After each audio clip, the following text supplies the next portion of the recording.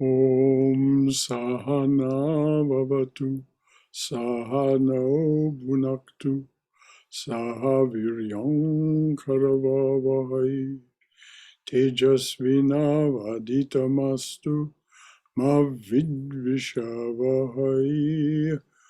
Om Shanti Shanti Shanti. Om, may the Divine Being look over us lovingly as a mother and father. May the Divine Being support and nourish us as a mother and father. May we have the strength and skill to study together the art of spirituality. May no misunderstandings arise amongst us. Om, peace, peace, peace be unto us and to all beloved beings everywhere. That translation, as some of you have heard, is by our beloved Swami Yogeshanandaji, whose final memorial service will take place today, is taking place today, at the Trabuco Monastery in Southern California. It's a wonderful thing for us to think of Swami Yogeshananda. He founded this center, and it still runs on his beloved momentum. We do things largely the same way that he did them when he was here. And so that stays stable, and the center, as you know, continues to prosper and actually grow as a result of the Swami's activities and the fact that they're continued. So it's a sweet thought that his final memorial service is being observed at the Trabuco Monastery in the Santa Ana Mountains of Orange County of Southern California, where he retired.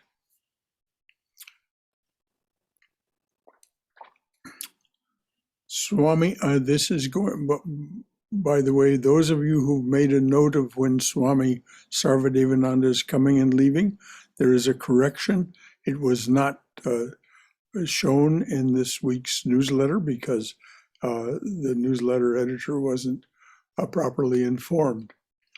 Swami Sarvadevananda, our head minister, plans to be here for a visit from the evening of Monday, May 16th to Wednesday, May the 18th.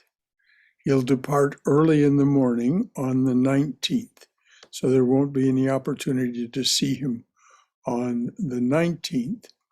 So if you wish to see the Swami, please plan to make an appointment with him on the 17th or the 18th. He will gather in the afternoon with all of those who are to be initiated on the 18th. On the afternoon of the 17th, he will gather with them here, probably in the chapel, and give them some final instructions and answer any questions that they have, and send them away to gather the things that they need to be initiated the next morning. Of course, those who are planning to be initiated will have already received that list, so they'll get a head start on that. So the Swami will be available for private interviews and to offer spiritual instruction, including initiation. He expects me to manage his calendar for the visit, so if you wish to talk with him or receive instruction, please email me right away. That can be done through the center's website. Please include your phone number, and you will be responded to promptly. I know those people who um, signed on early weren't responded to promptly, but there's more commitment to responding promptly now than there was available to me at the time that you signed on. So just so that we'll get them out of the way, are there any comments or questions about the Swami's visit that anyone would like to make? Just to confirm the dates, it's May 16th through the 18th now, correct? Yes, but he won't be available on the 16th. He arrives in the evening. He has only one appointment that evening with a board member. And so any appointments will be on the 17th and the 18th. 17th in the morning and until he takes rest. Then when he takes rest after he arises from that, that's when he'll meet with those people who are to be initiated.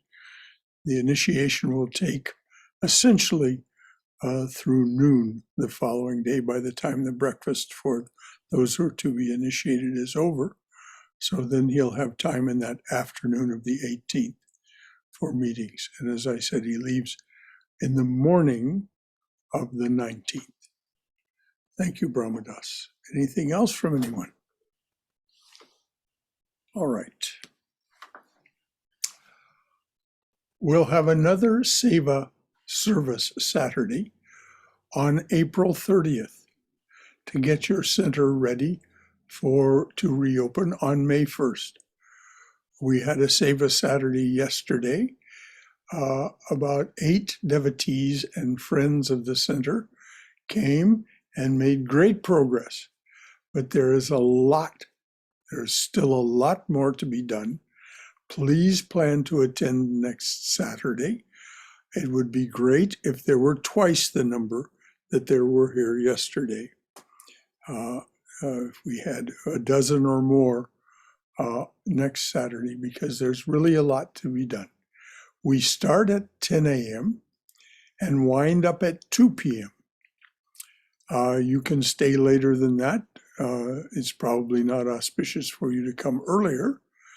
You can offer service for as long as it's practical for you, anytime during that 4-hour period.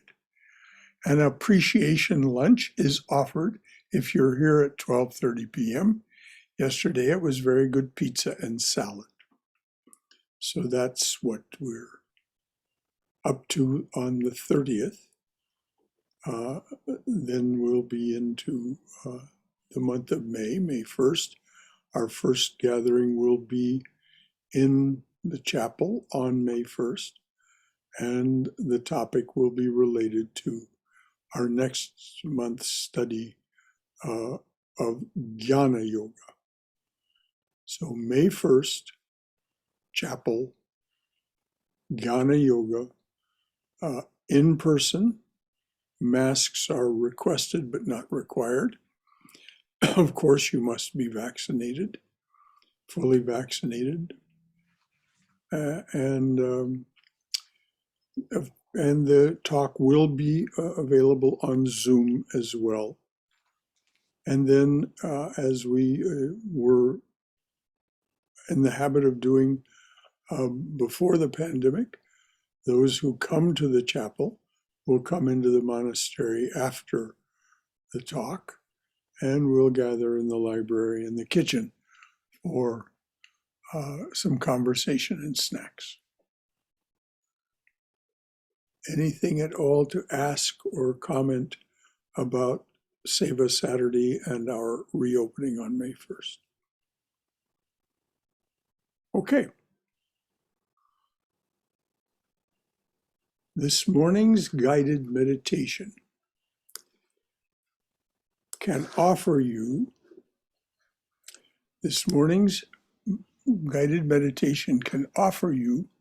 a brief experience of your witness awareness, which is the face of the Atman within our day-to-day reality. Knowledge of the Atman is the goal of Raja Yoga. we will discuss Patanjali's very practical workbook for gaining that knowledge in the open forum that follows our guided meditation practice. So we're going to do 10 minutes of guided meditation. The guidance really is at the very beginning, and then you'll continue to practice for about 8 minutes after that of the what it is that has been instructed. So we'll do the guided meditation, and we'll go on with the discussion and the open forum. So any comments or questions before we start the instruction for the guided meditation? Brother Shankara, Yes, Umaji. one thought, could we offer our meditation today to Swami Yogeshananda's memories and contributions?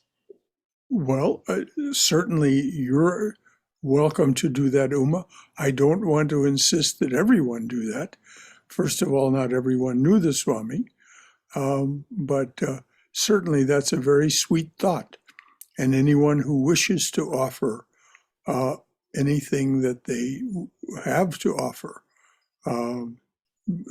it to Swami Yogeshananda's memory as pleases yourself. And thank you for bringing that up, Uma. That's a very sweet thought.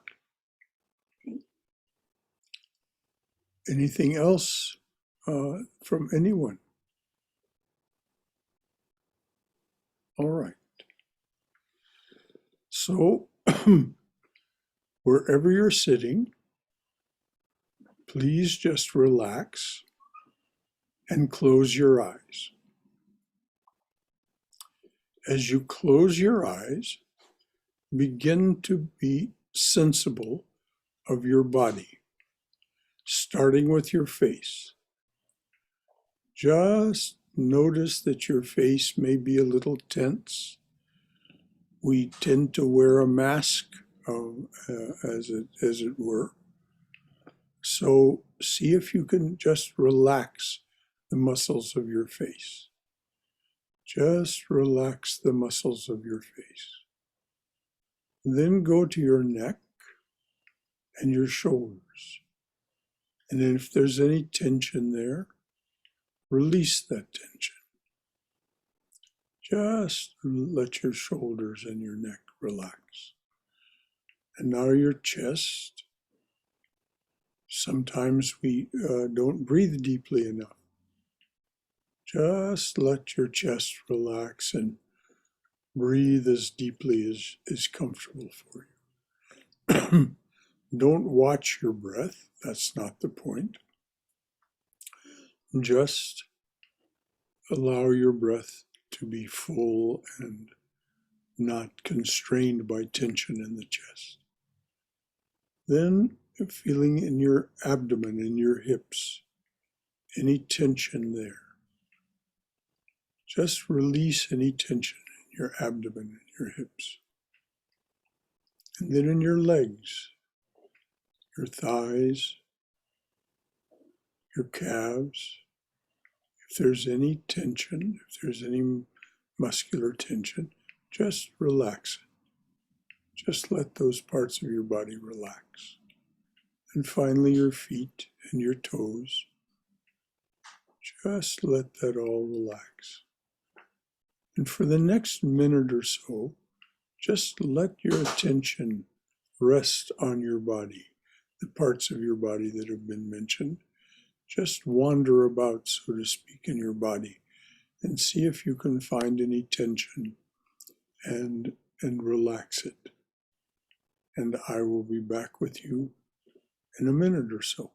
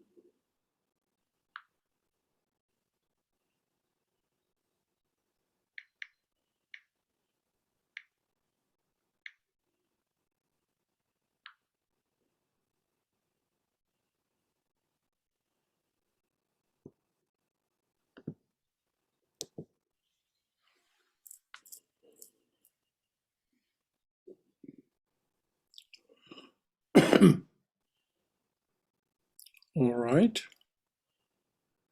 Maintaining this relaxation of the body, bring your attention to your thoughts.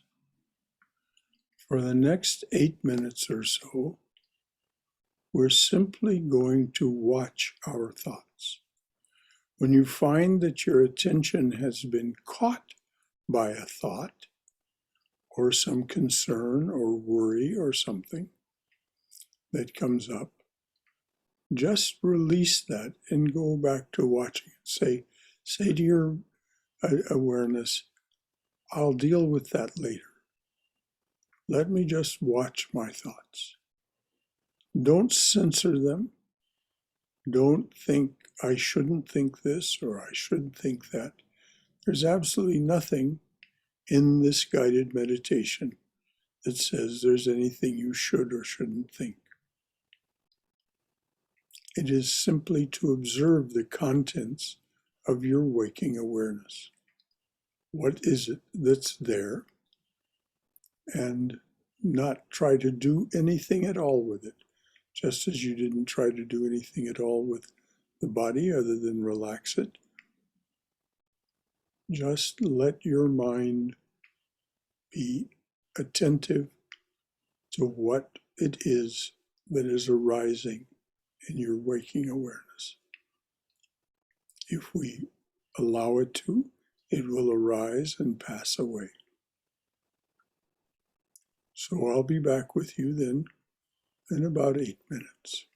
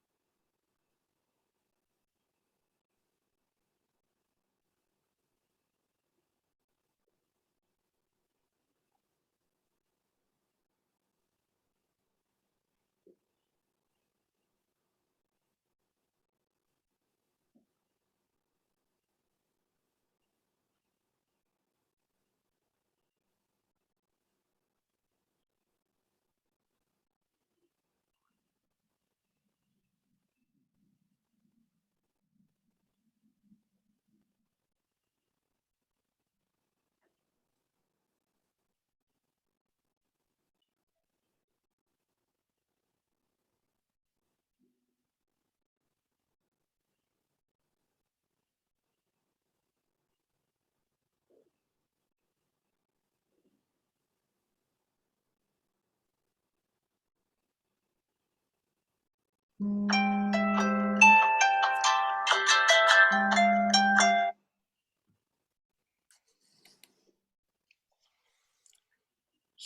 just slowly open your eyes and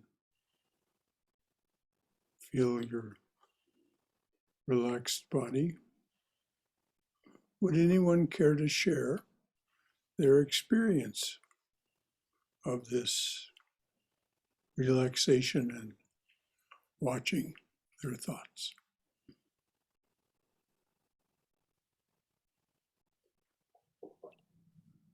I find most of the thoughts I see tend to be pretty much trash and not worth thinking about. During most meditations, I struggle with thoughts, and it was also interesting that my mantra just started coming up, even though I didn't intend that. I was just trying to watch the thoughts. Mm-hmm. Thank you, Brahmadas. Anyone else? Anything that you'd like to share about what it is that was your actual experience during this? This is Tom. Can you hear me? Yes, Tom. I've got a new microphone, a new camera, and a new microphone. I'm never sure if it works. But so anyway, I have the experience. I'm just about sure it's the same thing you call being caught by your thoughts. You know, I'll be sitting and a thought will arise and I'll let it go. A thought will arise, I'll let it go. A thought will arise, I'll let it go. And then suddenly I realize that I've spent the last several minutes, in this case, thinking about my computer and totally forgot I was meditating. It's like a type of amnesia because I don't remember to let it go. I just go off into this other world of thinking about one thing or another. And then eventually I'll say, oh, I'm meditating. I'm supposed to be letting go of this thought and I'll come back. And what I've been trying to do is to notice that moment where I go off into the amnesia type thing that I forget that I'm meditating. I'm trying to notice that, but I don't most of the time. Although sometimes I do. And there's this thing where on some level I'm thinking, well, this thought is more important than meditation. I'll think it for just a second. I notice that, but most of the time I can't even notice that. When I do notice that, then I'm able to let go of that and continue with the meditation. So that's my experience. Thank you. Thank you, Tom. Very, very articulate as usual. Very Namaste. nicely. Namaste, Brother Shankara. Yes. Manjula from Virginia. Yes. Thank you for the opportunity. I usually do meditation 90% of the time in the mornings. So I didn't do it today because I wanted to do with you.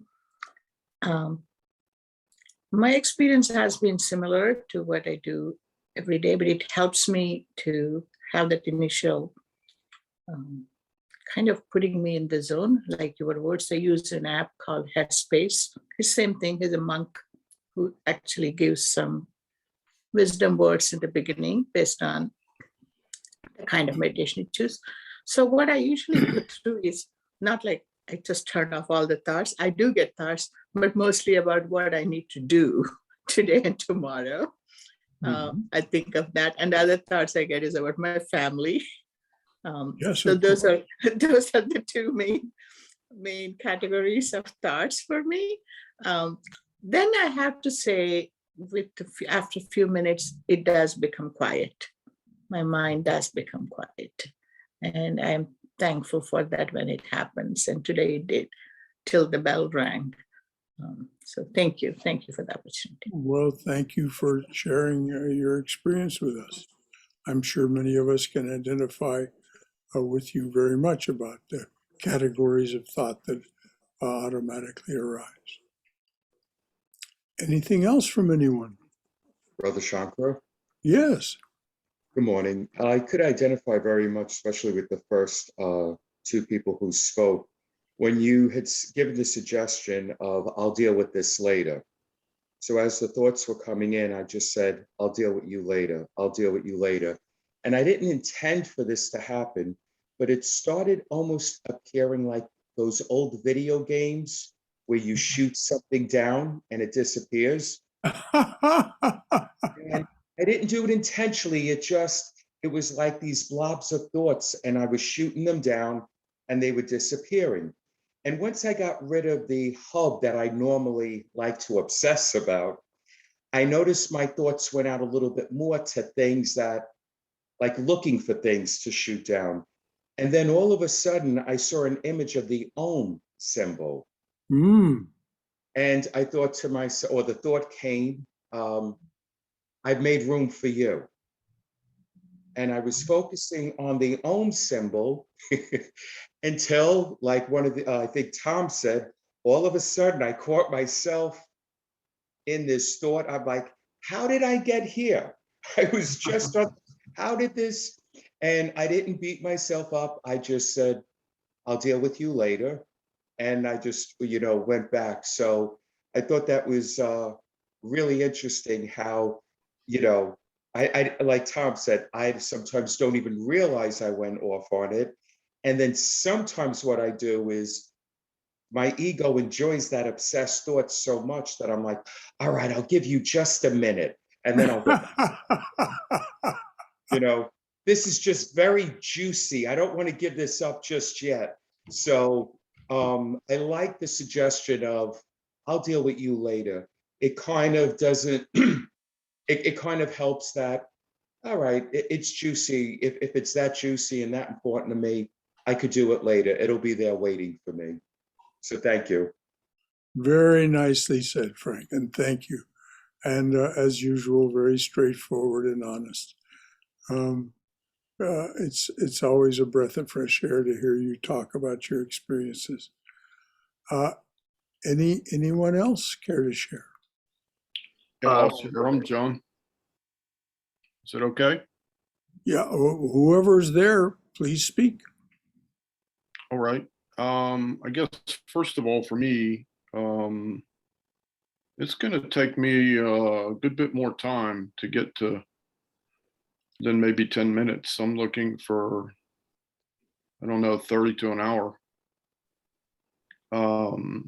However, having said that, my focus, I guess, at least in the last several months, and for me, is that I'm understanding that going into it, that my thoughts are going to be entirely random.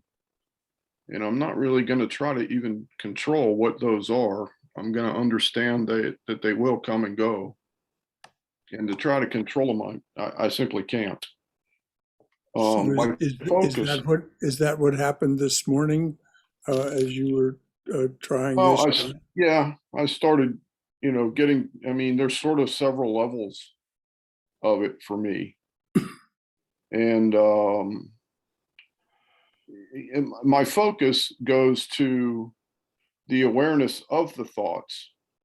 My focus is going beyond my brain, my body, all of that, and going to what it is behind that, and trying to focus on what that is and what it's like to be that. What is it like to be the awareness of the thoughts and not really concerned with what the thoughts are? Those are going to come and go, and I can't stop them. And I think the way I've heard it said, or at least the way for me is, well, are you in control of really who you are, what you do, all that kind of thing? And if that's the case, then, or can you control your mind? And the answer is no. And the reason is, if I could stop thinking, and I can't.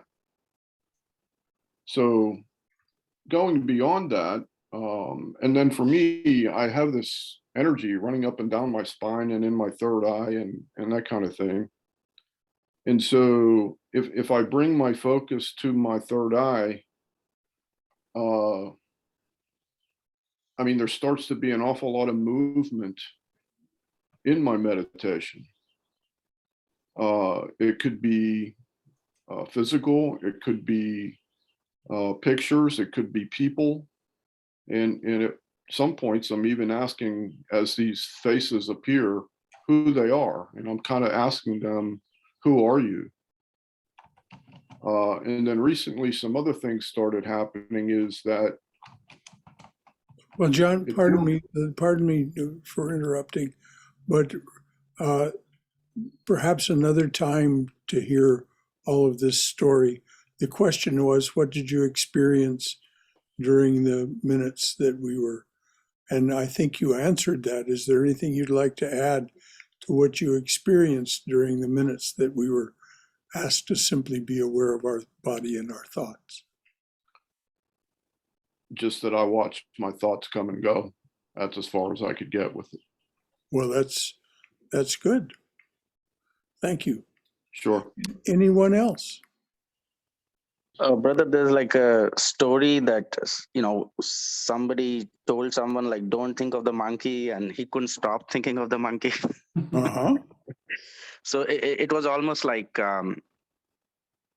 I found that the mind is like a mad hunter, always looking on something to stick to. And I ended up almost focusing on, I'll deal with you later. Well, that's the idea.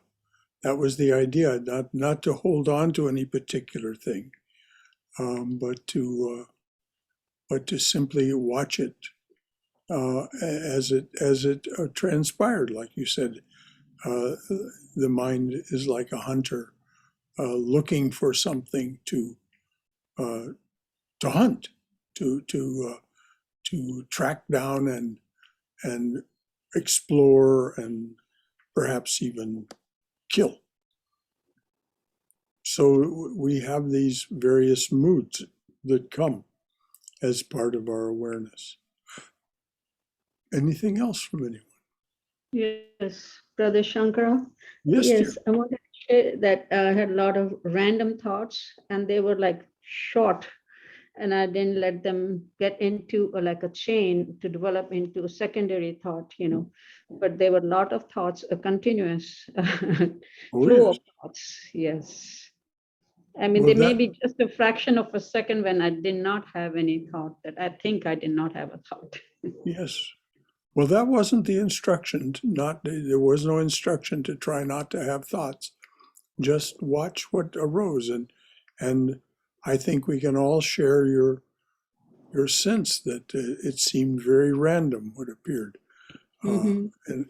in our thoughts. They were all like single, unconnected thoughts coming. Yes. Ah. Anyone else? Brother Shankar, Yes, Bhagirath. this kind of meditation is absolutely necessary. It is like giving a vacation to the mind, to the body, with a purpose, not just having fun. But Bhagirath, the question is, what did you experience? So Not what I not experienced- why this is important. yes, what I experienced. Explore why this is important as we go on. Okay. But the question is, what did you experience? What I experienced is that unlike the term that Tom used, amnesia, it is a special kind of amnesia. You can be completely non-cognizant of everything. The astray thoughts that come is like a sheepdog. The meditation is like a sheepdog. The moment a sheep tries to get over the fence, it immediately drags you back, and that's what I experienced.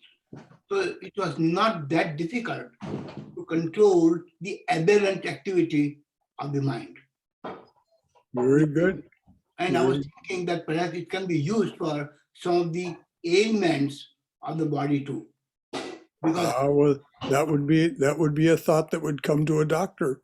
yeah, No question. because that way amnesia is a proper term. That the symptom of the body is there, but you have developed amnesia. You disregard it. You know how to control it. Well, it's interesting, just in the regard that you brought up, that the medical community has begun to promote mindfulness meditation as a way of healing both the body and the mind. mind, and this, what we just did, was an aspect of mindfulness meditation, particularly starting with the relaxation of the body. Thank you, Bhagirath. Anything else from anyone? Brother Shankara, Yes, dear. this is, I'm sounding different tune. And pardon me for that, but I am trained when I sit in my shrine to meditate. I am trained to keep my half-open eyes fixed on certain symbol like Om, or say the images or photographs of Ramakrishna or whoever I worship inside my heart. So is that what happened when you Yes. attempted this morning, dear? Automatically, yes. In my mind, I have predetermined not to think of anything but those mantra. Ekam nityam param vimalam. And whichever shlok, I take one shlok a day and I focus on that. And my mind feels so, I would not only say quiet, but peaceful. And when I come out of it, I think I'm ready to face the world.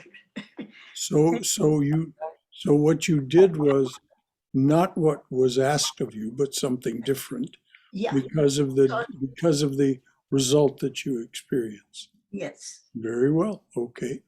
thank I you. mean, there wasn't any compulsion to do what we were instructed It to do. It was just a happens. suggestion. Yeah, it just happens. All right. Anyone else? Brother Shankara, Yes.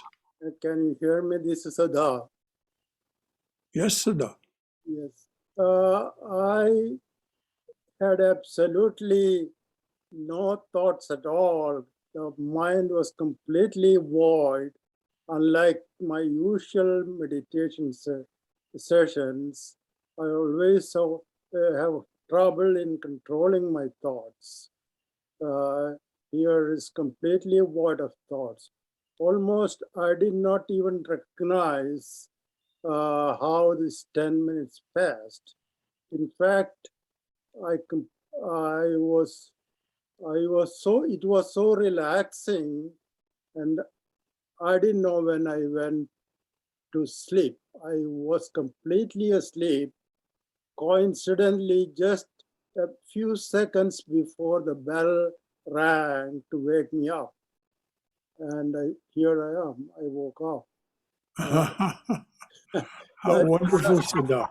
Well, maybe this is a suggestion for how to begin your regular meditation sessions with this practice of relaxation and just simply watching the thoughts, and then see what happens from there. Thank you for sharing that. It was a little funny. I'm not supposed to sleep during meditation. I am supposed to be always alert, but this happened to me. Maybe the first time. Swami Aparananda once told me that he had perfected the ability to look like he was meditating but be perfectly asleep.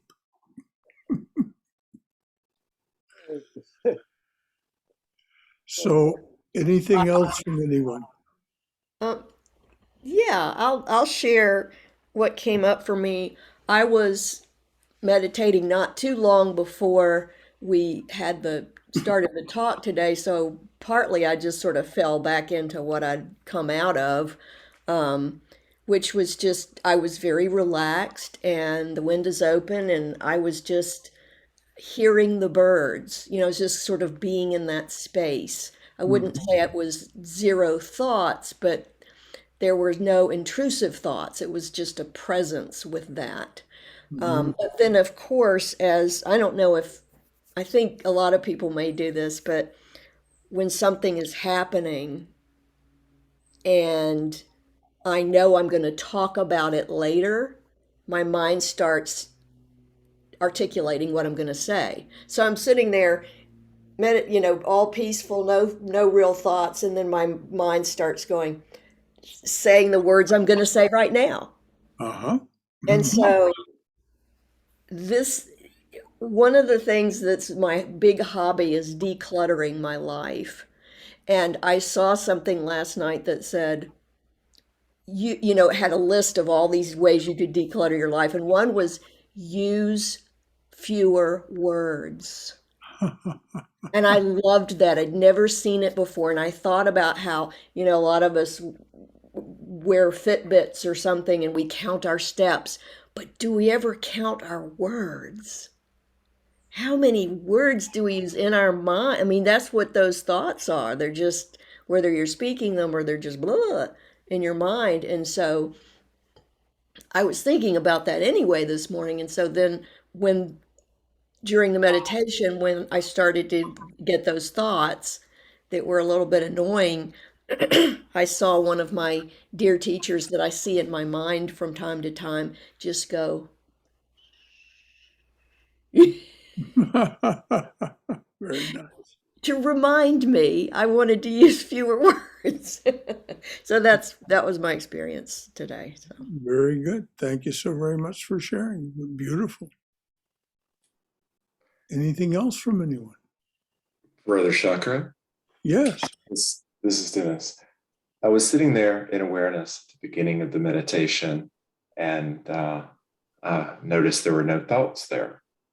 And then as the meditation went on, I would lose awareness and the thoughts would just kind of flood in.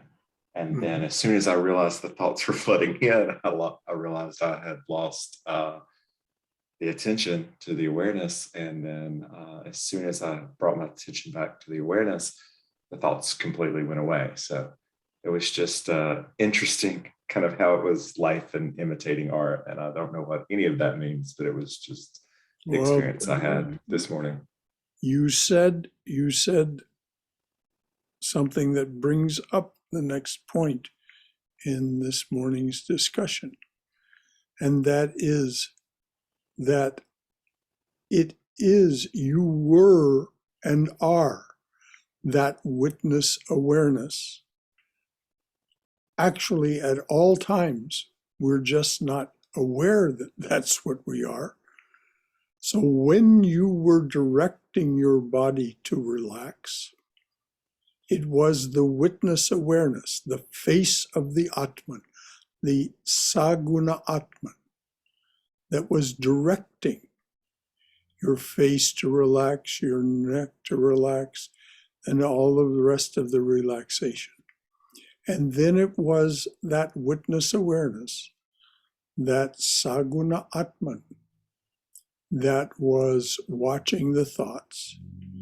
And when you became aware that you were following a train of thought, or these thoughts had begun to hold your attention, it was your witness awareness that said, I'll deal with that later, or whatever strategy you used to move your attention back to just watching your thoughts.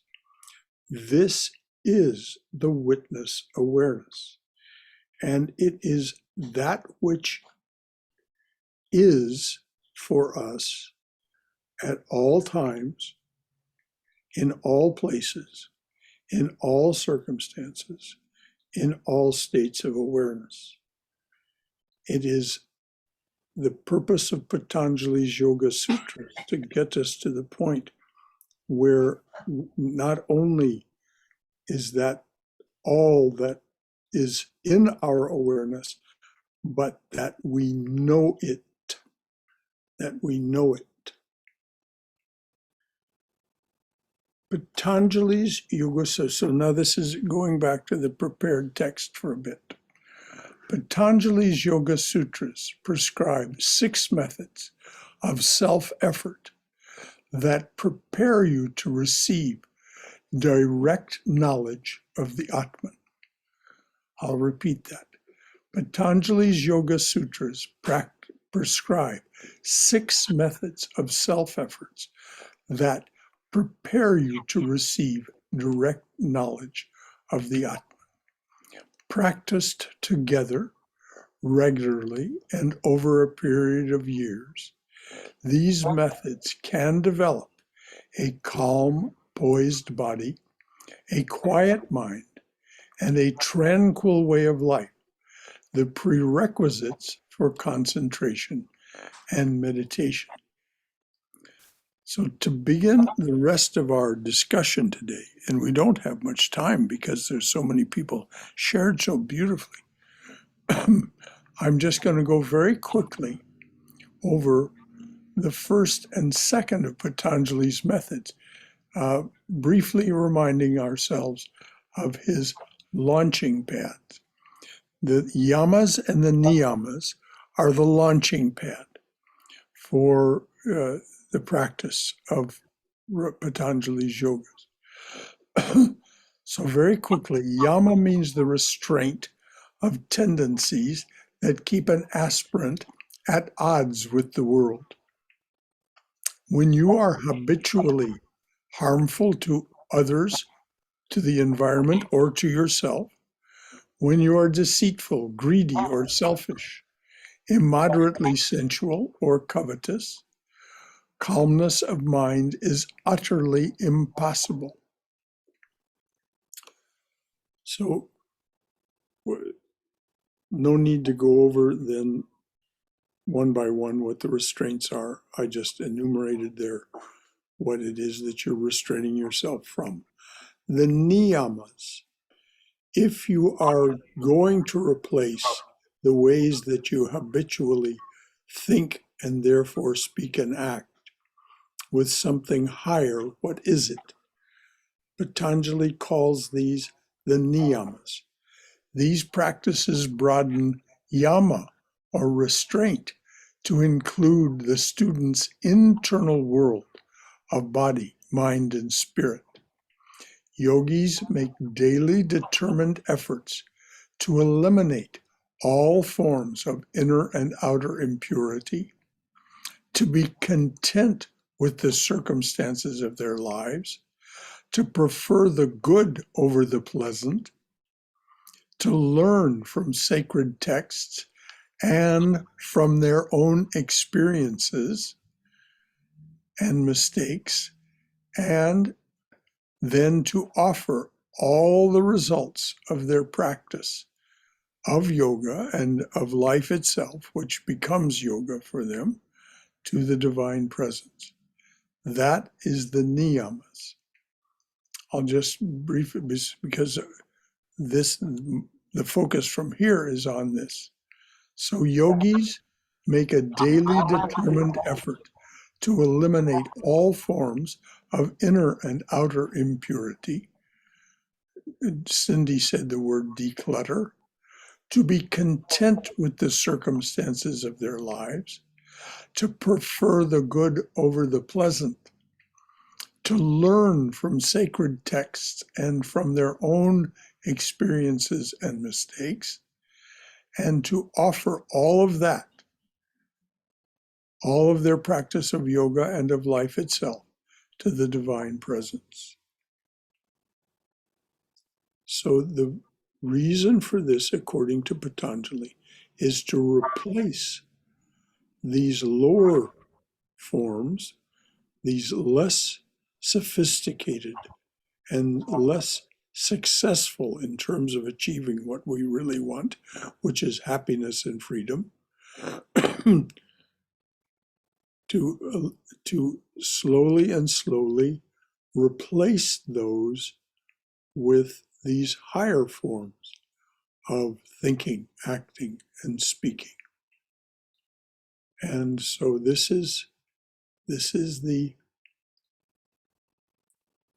are the launching pad, as I said, for all the rest of it, the yamas and the niyamas. So without restricting yourselves at all to discussion of what was just read, what is it about Patanjali's Yoga Sutras that interested you enough for you to come this morning and be part of this discussion? What is it that you discovered in your guided meditation, that you discover in your life? What is it that you discover as you think about this that makes all of this of any significance to you at all? Anyone at all care to share? Brother Shankara. Yes, dear. Thank you. I like to share my experience. I am very tuned to action, my nature, so I very much can relate to karma yoga. And I do kind of see that if I am calmer and quieter and more reflective, I can be more effective in my actions towards goals I like to contribute to. And by nature, I'm not a very calm person, passionate. So the yoga, the meditation, that is why I got into meditation a few years ago. And I kind of see that for me, the link between the karma yoga and Raja yoga. That is how I am more interested and more serious about pursuing what you just said,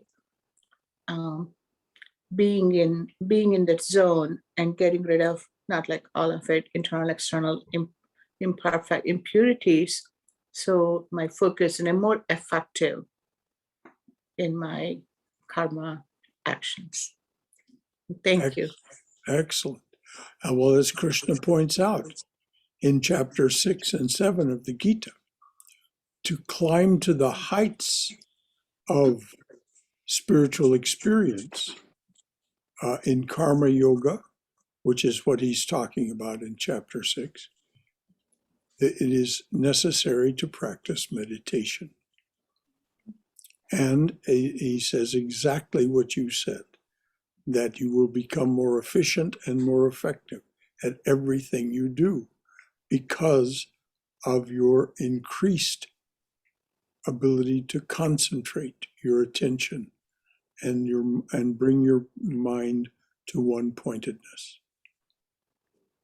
So thank you very much for sharing. Anyone else? Brother Shankara? Yes, Frank. How to know God. That's what attracted me to Patanjali's Yoga Sutras. I have a very strong, powerful desire to know God. And as Siddhi would say, use less words. That's what attracts me, how to know God.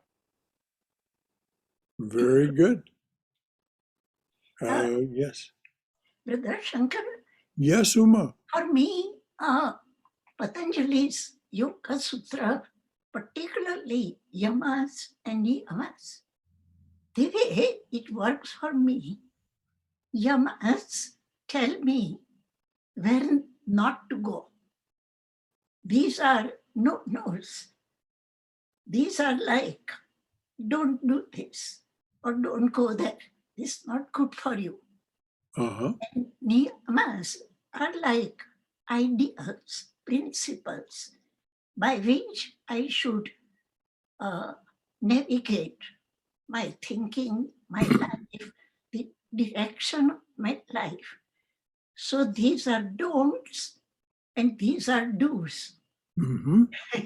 And both work for me like booster shots. Because whatever I'm doing, of course, I have that awareness within me that these are the guidelines. But when I goof or when I miss, these yamas and niyamas work like giving me that extra reminder, extra push, and even it's like a repetition. The more you do a thing, the more you are actually following the principles, then it works like prayer. It works like affirmations, which keep me straight. That's what I like. Very good, dear. There once was, there may still exist, I don't know, but when my son was growing up, there was a children's show in which they would play this game called Red Light, Green Light. Yeah. And the moderator of the show was Sheriff John, I think was his name. When somebody would go outside the what they were playing at, red light, Mhm. and then when they would start off in the right direction, then green light. And of course, it had all kinds of things for children, like drink your milk and eat your vegetables and all that kind of thing. Yeah. But it was very instructive to watch this red light, green light game. The yamas are the red lights, and the niyamas are the green lights. Exactly.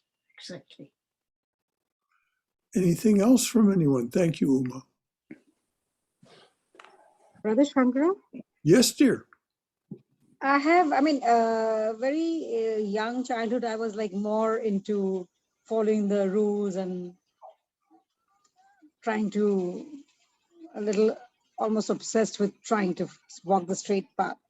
But as I grew up, I realized that the more rules are put in place, it has a way of putting up a wall too. Like when I was doing this meditation, I'm more into object meditation of yoga nidra and all that types.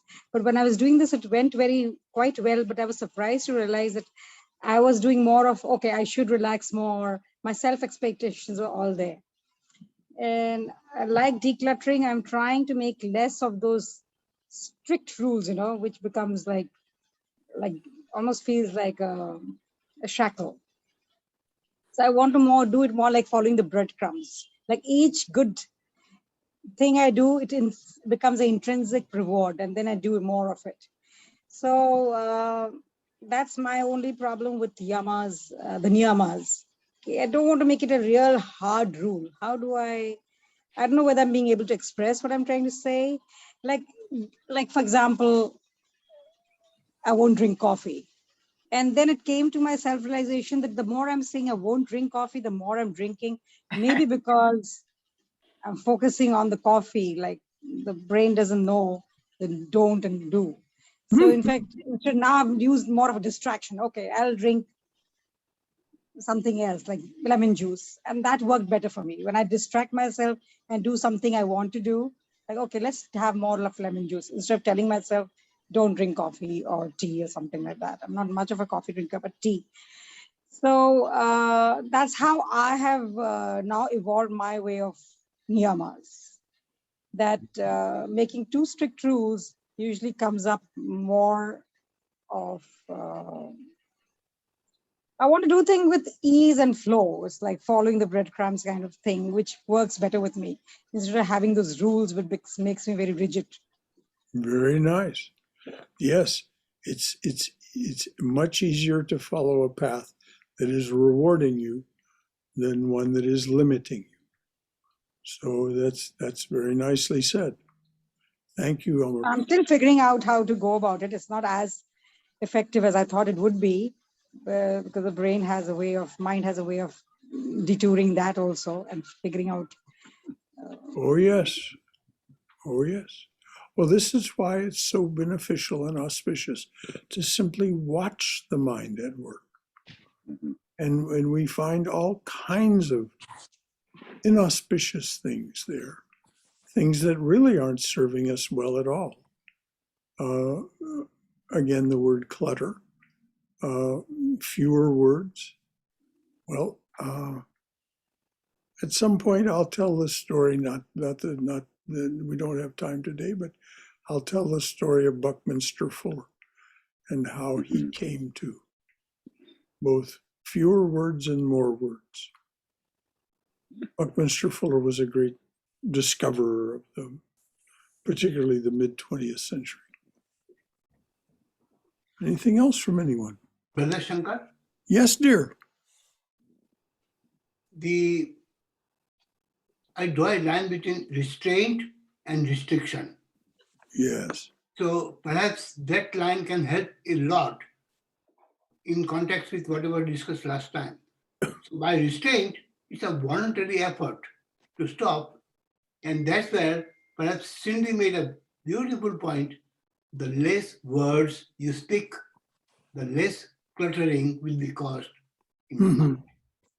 And therefore, to me, in a one sentence, a sound mind is soundless mind. Very nice. Very nice. Sound mind is a soundless mind. How good. How good. And yes, these are restraints. These are not restrictions. This is not dogma, as Amar Pali was just saying. You know, it's more congenial to follow that which attracts us than that which forbids us. But as I said in the introduction to the yamas, this is a way of getting rid of a way of being that keeps us constantly agitated. If our mind is constantly agitated by thoughts of I, me, mine, there's simply no room whatsoever, no possibility whatsoever of contemplation, concentration, and meditation for any meaningful length of time. As Swami Chaitananda was so sweetly saying about topics like this, he would raise his hands this way and say, "Oh, hopeless condition, hopeless condition." And and indeed, you know, if we're trapped in those ways of being, ways of thinking, speaking, and acting that are represented by the restraints of the yamas, then there's no possibility of progressing in Raja Yoga. I mean, we have to begin to self-restrain. It's not like commandments. It's suggestions for restraint for very practical reasons. Brother, I found an interesting way to, I don't know, maybe it's a way to trick your mind. And, you know, I'm still in the very early stages, so I don't know if it's going to be effective or not. But if you were to imagine that there's an active adverse force who's trying to pull you away from, and for everybody, it's trying to see like whoever is on the spiritual path and they want to pull these people away so that, you know, and if you imagine that is the adverse force, and they will try to tempt you and all of that, and it sort of gives some sort of motivation. Well, this is the reason that the mythology of Satan arises in Christianity and in Judeo-Christian thought, and for that matter, Islamic thought. It's just exactly that active dark side that is trying to pull you away. Swami Vivekananda says, no, there is no Satan, but there is the dark side. And the dark side will, as the dark side is what it's called in Star Wars, the dark side will try to attract you and make you a part of it, just like the bright side does. So I would like to describe an experience. You know, there's obviously like these. Many months back, I was with my friend, and you know, we sort of just, you know, I was sort of very proud of myself. I thought like even if I visit a so-called like house of sin, I won't be impacted. And I went there with my friend, and you know, I was like thinking very highly of myself. I thought, look, I'm not impacted by all of these things, and you know, there's no thoughts in me. And what happened is at that time there was nothing, but slowly over a period of days, slowly if there was, if I imagine that there was a dark force there which sort of caught hold of me and slowly spread its tentacles, and then I could see how the samskaras and karma and everything play out. I saw it like live, and then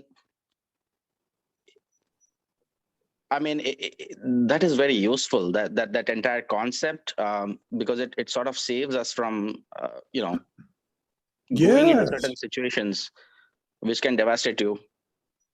very well said. And this is why we're encouraged, particularly in the early stages, to avoid places of temptation and to avoid unholy company, because they do have an effect on us. Again, if you want to understand how profound and how subtle this is, read Swami Vivekananda's talk, The Powers of the Mind. It is powerful, it is subtle. And as you said, Rajiv, it unfolded over days later. Your pride in the moment shielded you from your participating actively, mentally or otherwise. But as you said, the influence on the samskaras was there. And there is no effect without a cause. And so you exposed yourself to a cause, and it naturally arose. And the effect naturally arose. Thank you for sharing that. I want to make two comments regarding the dark side, which we all have to more or less degree. But in Parsi religion, Parsis have a particular word, Mara, and that Mara is like devil incarnate. And everything that is positive, that Mara wants to destroy. And so they have actually given a place for Mara in our, not only religion, but in our life. That beware of Mara, he is always lurking in some corner, and it's a dark force. And without your knowledge, it just appears there and leads you to a path of destruction. That's one comment. Yes.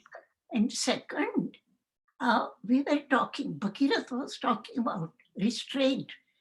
And in Sanskrit, the most beautiful word, a prefix to yama, samyama.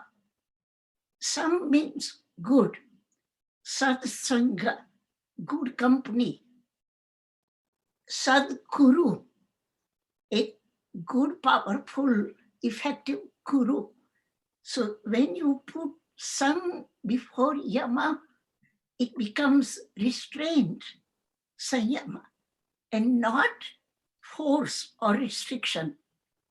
So that's what I wanted to bring up. Thank you very much, dear. That's excellent. And actually, samyama is a form of concentration and meditation, very advanced in Patanjali's Yoga Sutra. Right. It's the fourth of the forms of concentration.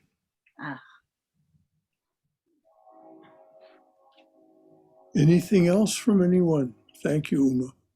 Shankara, I'm feeling a title for the next book that I'm not going to write.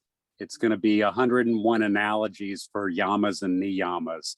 You know, I can see them as rough on the side of the fairway. I can see them as lines in the road that are suggestions. I can see them as cones that sometimes I knock over and sometimes I manage to drive around. I could see them as rails, like, and be strict with myself. Like, don't allow myself to go anywhere other than do the yamas and not the niyamas.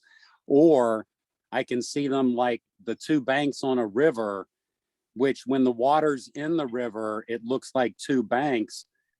But when I can look at and see it without the water, it's not two banks, it's just one container that is the course of the river. And I'll know when I've mapped them all on, because it won't just appear as a course, it'll be of course.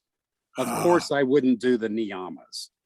Why would I lie? Why would I steal? Why would You wouldn't do the yamas. The yamas are the restraints. The Exactly. niyamas are the observances. Thank you. Yeah, it would just be an of course. I would do what there is to do, because that is the path. But in the meantime, and I just dearly love how the Kabbalists describe Satan as the desire to receive for the self alone. Yeah, if I want to separate myself from God, I can think about myself and I will instantly be separate. When I'm doing the me, me, mine, the me opera, there's no God in that. So I know what not to do. It's in moments like this, when I'm with my brothers and sisters that are all on the same path, that the remembering is present for me. It's when I'm out in the world that's the challenge. So thank you for this time. Well, thank you for sharing it with us, and thank you for those remarks. Yes, and as you pointed out, for the yogi at a certain point, it all becomes very spontaneous and flowing, simply because they are in the presence of their true original self, the Saguna Atman, and it is their joy, as Krishna puts it in the Gita, it is their joy to obey the Atman, for the jiva to obey the Atman. And, we don't, generally speaking, much like the word obey. But in this instance, it is a beautiful use of the word, simply because the obedience is not one of coercion. It's one of inner, it simply flows from, as you said, of course. Of course. I like that. Thank you. And I'm still looking for the maturity and don't tell me what to do. I haven't found it yet. Right. Okay, somebody else was going to speak. Brother Shankara, this is Haima. Yes, Haima. The Patanjali's thought manifestation really works for me. Thoughts do manifest. And this morning's meditation, going back to the subject, and I was very calm and I was able to observe my breath. Yes, there was an interference of one little thought at the end, but it was very pleasant thought. And it just went so fast. When the alarm rang, I thought it was a telephone. I didn't think it was an alarm. So then it was already 10 minutes. I didn't realize that. It just went very smooth. No ripples on the lake. That calmed down. Very nice. Well, that sense of timelessness, and for that matter, spacelessness, is one of the signs that we are truly concentrated. It's getting better. Yes. Thank you so much. It's getting better and better. Of course, I do fall back every now and then. But I wake up very quickly. So just get back to my flow of meditation again. So it's been manifesting. Thank you. As all of the words about it say, even the realized souls have their prarabdha karma. So they have to be on the qui vive, they have to be on the alert, not to fall back into old habit patterns. Thank you so much. Able to catch myself very easily and then pull my mantra and then my chosen idol, concentrate as I scan my body from toes to the crown. Just I concentrate on my chosen idols thrown to the toes. That's what I concentrate, and my breath. I'm able to observe my breath, my inner self. Excellent. It's getting better. Day by day, it's getting really better. Thank you so much. That's what the Beatles song. I got to admit it's getting better. It's getting better. It's all getting the better. time. Can't get no worse. Yes, thank you for this session and everybody's knowledge they shared. I continue to pray for knowledge and light, like Swami says. Very Continue for all my beloved beings in the world. Thank you, Brother Shankara. Thank you, Haima. Anyone else have anything they'd like to share? Brother, there's like a lot of meditational practices, we discussed over a period of time, like breathing, mantra, watching thoughts. But then I also like, sometimes I also feel like, and a lot of others, they also say that they sort of imagine some sort of energy coming from the top into your body. And it's like, depending upon your faith, you might call it God's energy, or like in case of Ramakrishna's energy or something like that.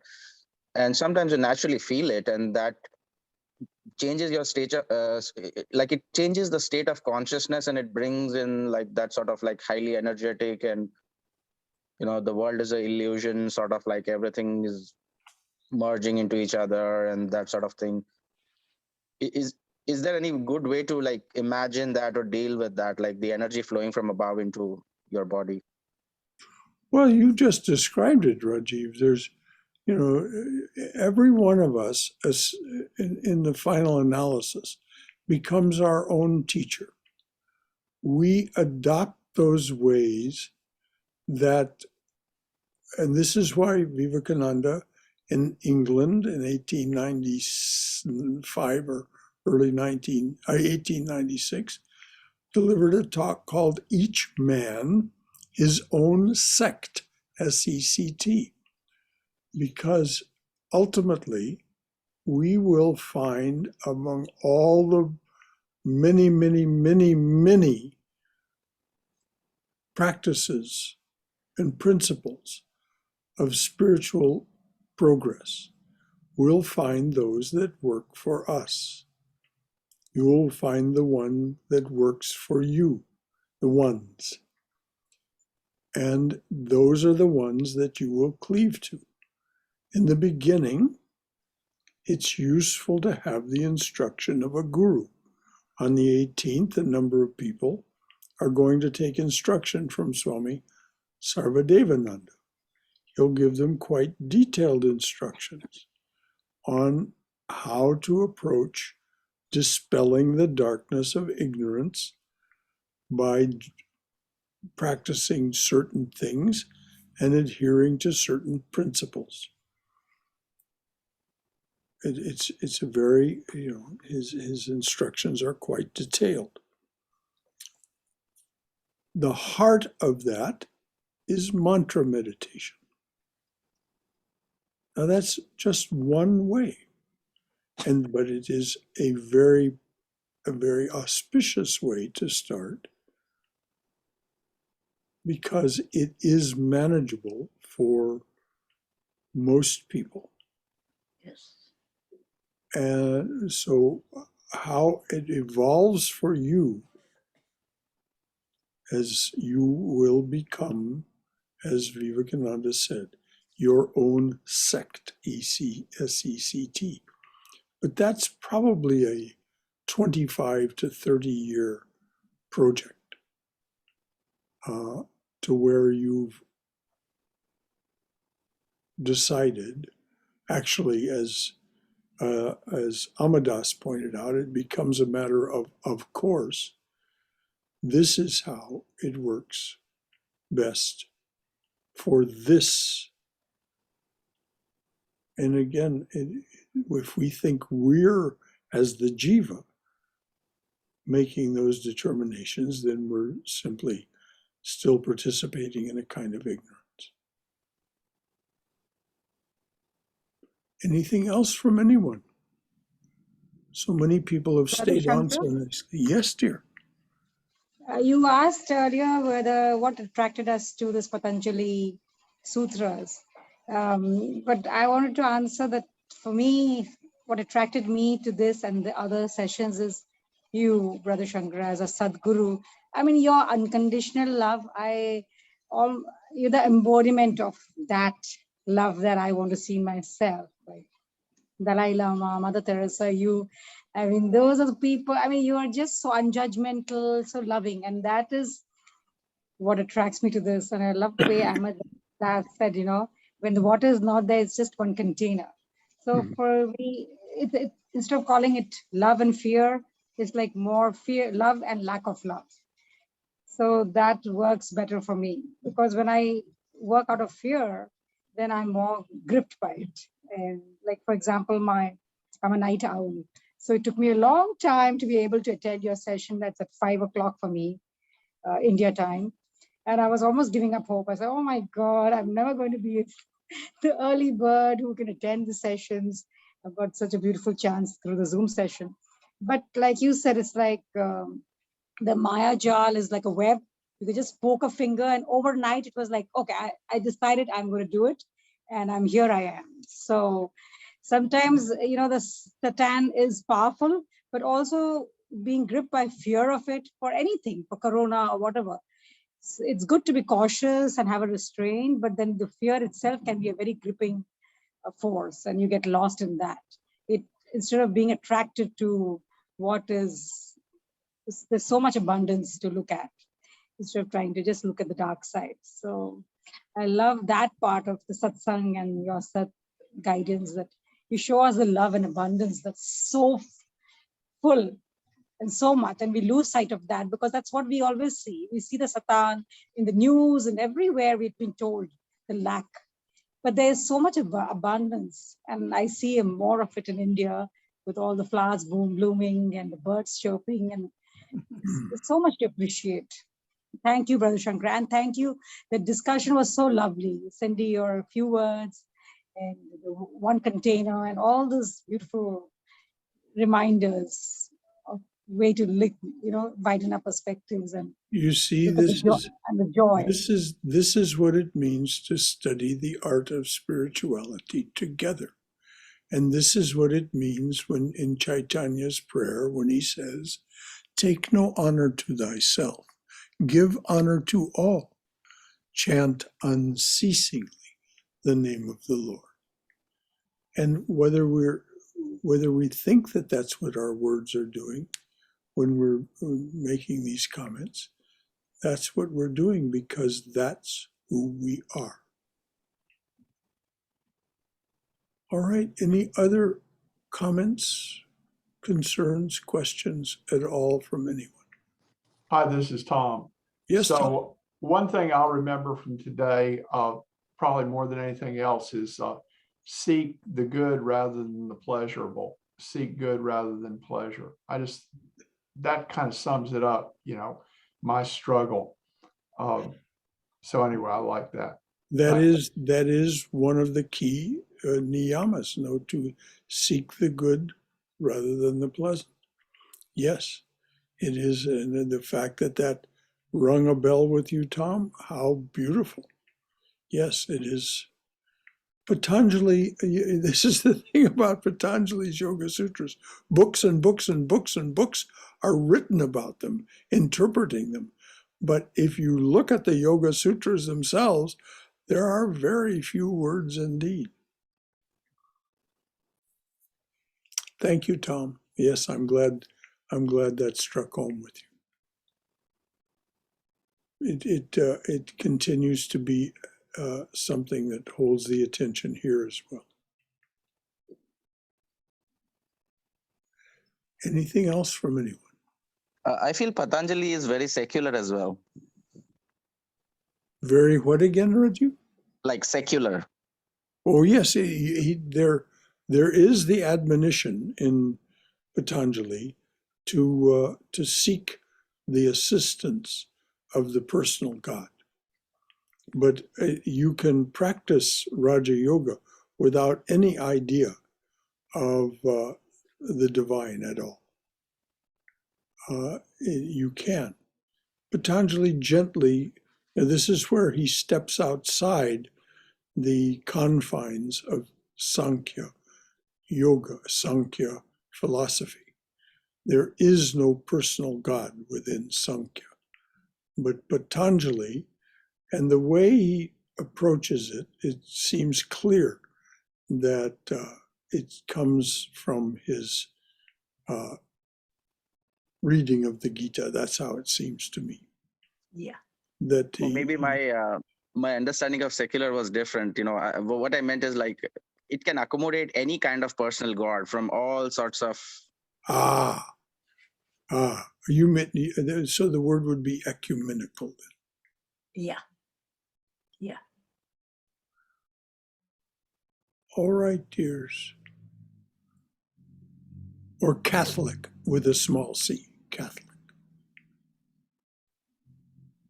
Anything else from anyone? Yeah, some people said some things today which kind of struck a chord with me. I kind of wanted to respond.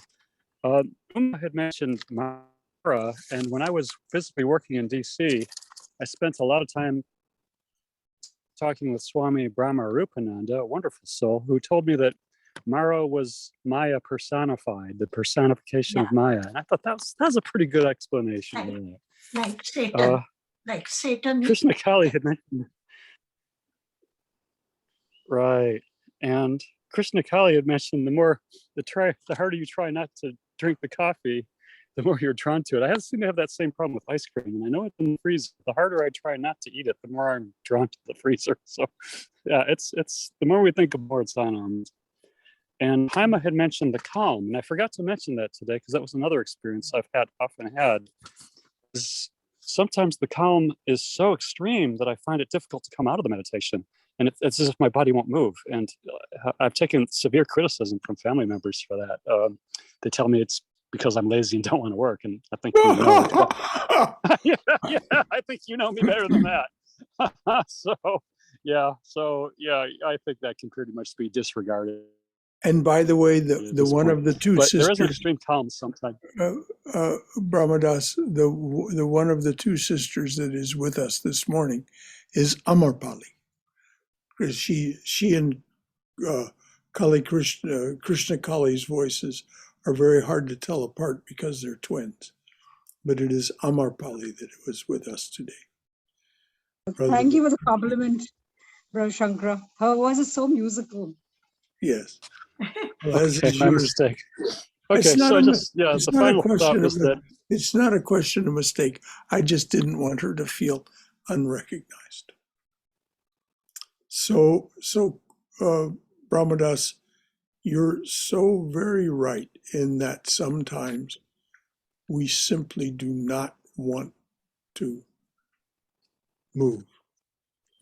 We are sitting in this timeless, spaceless place, and we do not want to come out. Well, right. So yeah, you understand that. Those of us who've experienced it do understand. Well, if you want to understand this even more profoundly, study the experiences of those who've had near-death experiences and are told that they must return to the body. Oh my goodness, they do not wish to. Yes, having had many people in my life die, I've studied that, and that's beyond the scope of today's discussion, but we will talk about that sometime. Yeah, well, and those people who criticize you, just remember, it's just like the birds singing. They're just making a noise, projecting who they are. Yeah. At the time, I was very upset, but now I can kind of laugh at it because you've seen me on enough Save Saturdays to know that that's absolutely not true. It absolutely is not true. And as we just have to remember that there is one, only one. And so Vivekananda says, praiser praised, praiser praised, blamer blamed are one. And the fact that this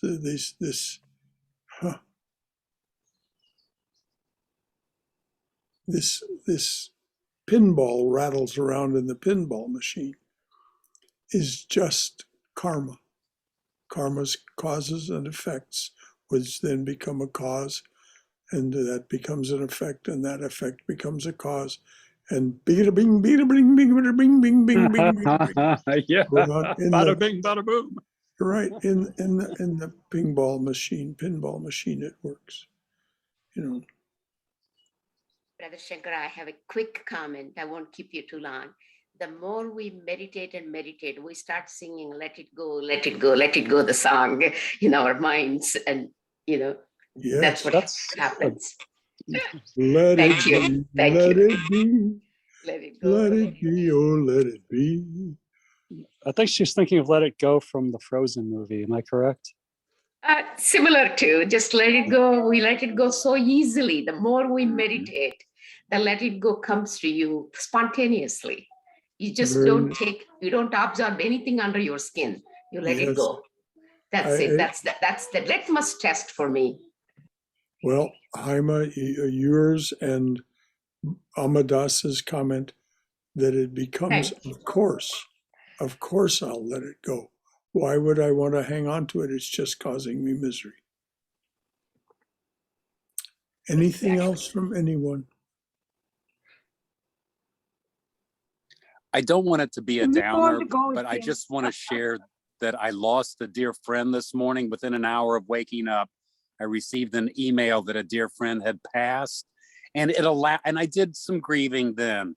I'm in the presence of the appreciation that I have for each one of us on this call today, because I love us and I lean into us in a way that I don't lean into any other resource in my life. So please hear that. I love each and every one of you on this screen today. You make a difference to me this morning. Thank you for being here. And thank you for being with us, Amadas, and for saying such lovely things. Yes, well, that's what it means to study the art of spirituality together, to be a Sangha, to recognize our oneness. And sorry for your loss.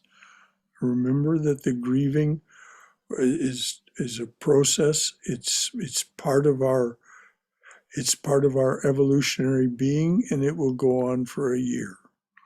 And perhaps even beyond, but at least for a year. That's why people used to wear a black armband for a year when they lost a loved one, so that everyone would know they were in that process. It's one of the things that has unfortunately been lost to us in our social contract, this idea that grieving is an important part of being human. And so we no longer wear significators of it, like wearing black or a black armband. Thank you, Amadas, for those lovely comments.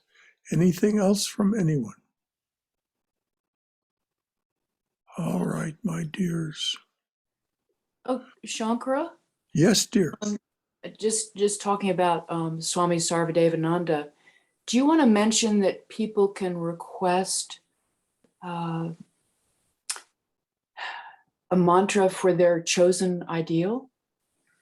I'll leave that up to the conversation between the Swami and the individual. The reason is that I know nothing, really, Lori, know nothing whatsoever of Swami Sarvadevananda's method of initiation. I know something of the instructions that he gives as a general thing, because he's given me a copy of those instructions to print out for him.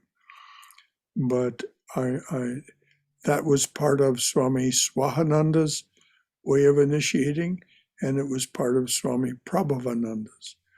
Whether it is still part of Swami Sarvadevananda's, I don't know. But people are free, of course, to bring this up to him.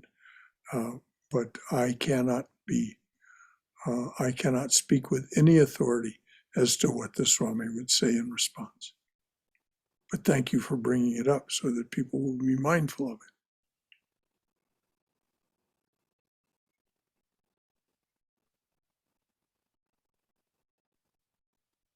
All right. Let there be peace in outer space. Let there be peace in the sky, on the earth, and in the waters. Let there be peace in the herbs, the plants, and the trees. May the gods be peaceful. May the whole universe be pervaded by peace. Let that infinite, universal peace prevail throughout my being. Om Shanti, Shanti, Shanti. Peace, peace, peace be unto us and to all beloved beings everywhere. And again, I'll just remind us that that translation of an ancient prayer was Swami Yogeshananda's. And we continue to repeat it because of its great power and sincerity. But we also say this these days. Jai Shri Guru Maharaj Ji Ki Jai, Durga, Durga, Durga. May we be safe. May we be healthy. May we be cheerful. May we have peace of mind. And may we go forward in the loving and protective embrace of the Divine Being as our Mother and Father. Any final thought from anyone? All right, dears. Well, this next week's newsletter will remind you about the Seva Saturday, this coming Saturday. And I hope you can manage to come, because there really is a lot yet to be done. And it will contain the May calendar. One of the things that I can note is that on May the 15th, which is a Sunday, we will have the annual meeting of the congregation. And the annual meeting of the congregation will have a face-to-face component again this year, since we're opening again on May 1st. We'll gather in the chapel to have our annual meeting of the congregation. It will, of course, be Zoomed as well. And then after the annual meeting in the chapel, we gather in the monastery for our traditional lunch, which is provided by the Board of Trustees for the congregation that can attend in person our annual meeting of the congregation.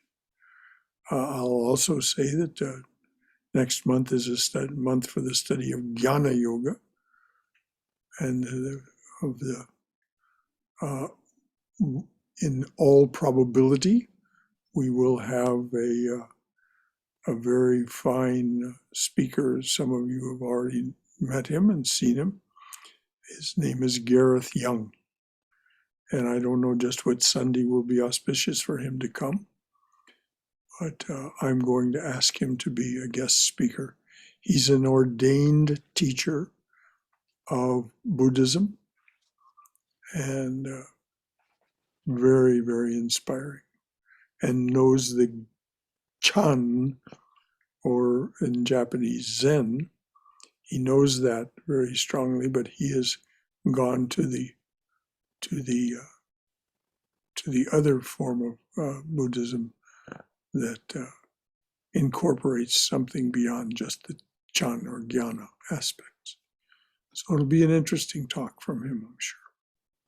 So those are the two things that I know of for sure in May. Otherwise, look to the newsletter for what else will be planned. Any final thought from anyone?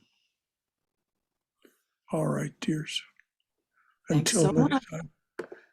You're welcome so much.